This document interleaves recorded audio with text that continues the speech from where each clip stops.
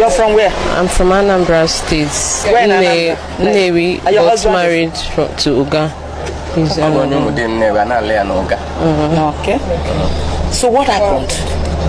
On that fateful Saturday, like I usually used to do, if I'm going out, I usually tell them what to do and they adhere to it. And I will tell them I will be going out and I won't be coming on time. So I will cook for them for afternoon food. Maybe before leaving, I will prepare morning food and make sure that they eat before going out.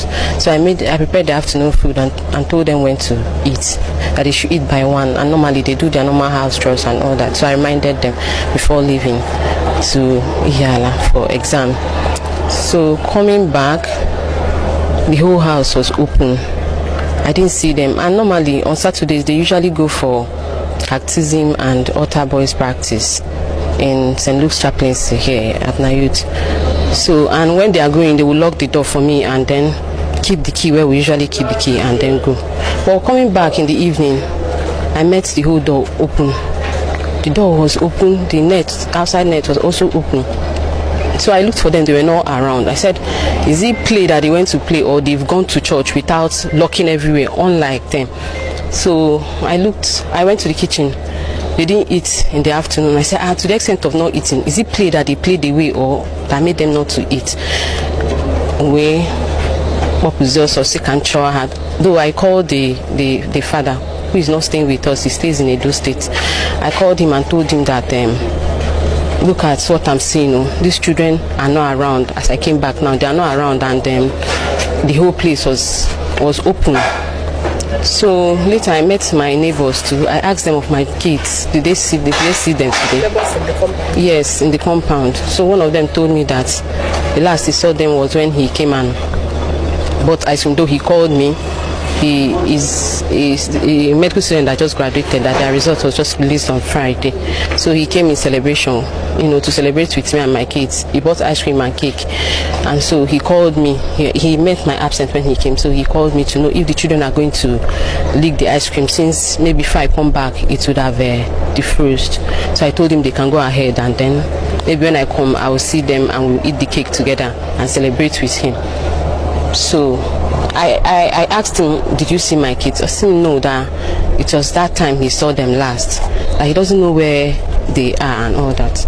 That some kids came here looking for them. Those children that they usually go for catechism with came looking for them, but he told them that they are not around. Or I think he said he checked and they were not around, and probably they've gone without them. So the children left for catechism. So I said, okay, let me go to where they are doing catechism and look for them, because it's already evening, and the condition I met my house, I was not happy with them, the children. Even when I called my husband to tell him, look at, he said if they come back I should make sure I flog them very well.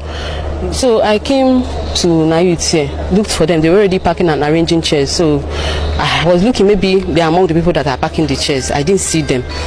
I went around, I didn't see them. I went to St. Jude Parish, that is close. Maybe they went there, but they have no reason for going there Saturday. They are always here on Saturday evening.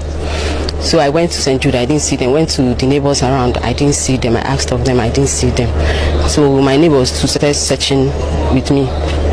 So my husband, when I called him, he kept calling, have I seen them, have I seen them? When I called him again, he told me that I should go and look for a place I can make an announcement that these children are missing. Either I go and meet the cactus, or I meet with the Reverend Father, or if possible police. But it's already getting dark, almost to 7 by that time. I said, since the church will be close to me, let me go and see the Reverend Father or the cactus. When I came here, I met Father Pikin. So I was explaining to him that since I came back, I've not seen my kids. So I explained everything to him. I was even crying. He was like, no, let's go to the neighborhood and check, and maybe check again. So he followed me. As we were coming, my neighbor that went to check at the neighborhood also called and said that he didn't see them where he went to. I said, okay, I've exhausted the whole place, I can look for them, that maybe he should enter into my house and check. Maybe, because when I came, I saw that their slippers was there, and I understood that they would have won to wherever. We're there. I was wondering. So I told him, go inside and look for them. Maybe I didn't search well, or just look. So him too, And then he went there and the children were there all like this inside a small deep freezer, jam-packed inside. So he quickly ran out and wanted to call me. I don't know, I saw his call, though I was already coming with Reverend Father, and then I met him. He wanted to ask me if my children usually play rough play. I was about to ask him, did you see them? Did you see them? Where? So Reverend Father noticed what he was trying to tell me and told him to, and told him to go aside and carried him aside and started asking me what the problem was. So what I say, Reverend Father had to rush into the house to see it by himself. And then they came out and started coming out of my house and going inside my house and coming. I was asking them what happened, what is the problem, and my kids, I hope they are fine and all that.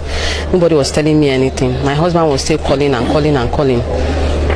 So at the time he called and said I should give the phone to the doctor, that's the Chukuma.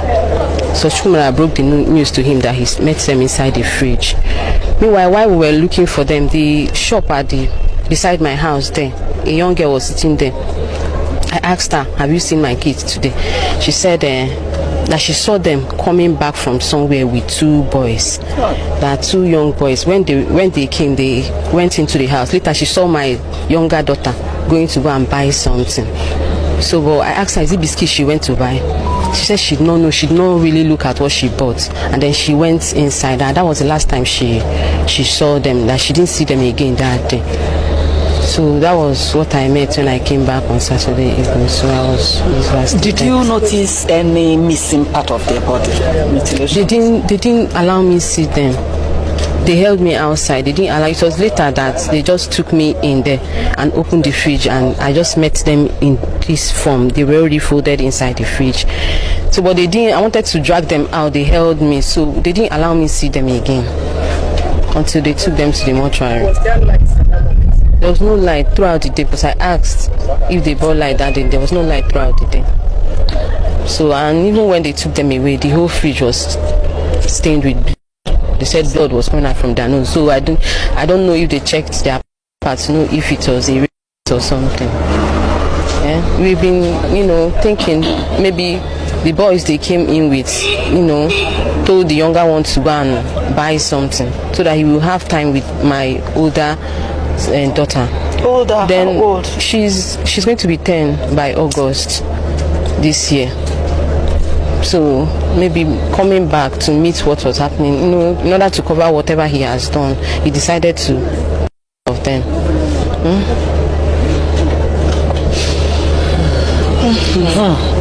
Anyway, we've never seen this kind of thing. That's the truth, and we don't pray to see it again. But I just want to assure you that as long as the government of Anambra State is concerned, that they will make sure the police do anything possible to see if we can get to the root of this, the people that did this rebel thing. Okay?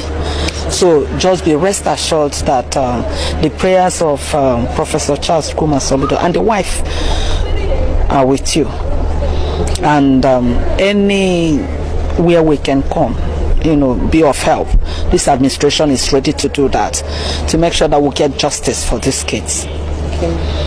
And we pray that God gives you the courage, the fortitude to bear this loss. It's only God that can do it. No human being. Sorry. We can say that as human beings. But God can only do this magic. And that's what we're asking. That God should do this magic for you and your husband and all the family members. Okay? Don't worry. God has a way of doing his things. Yes. Yes.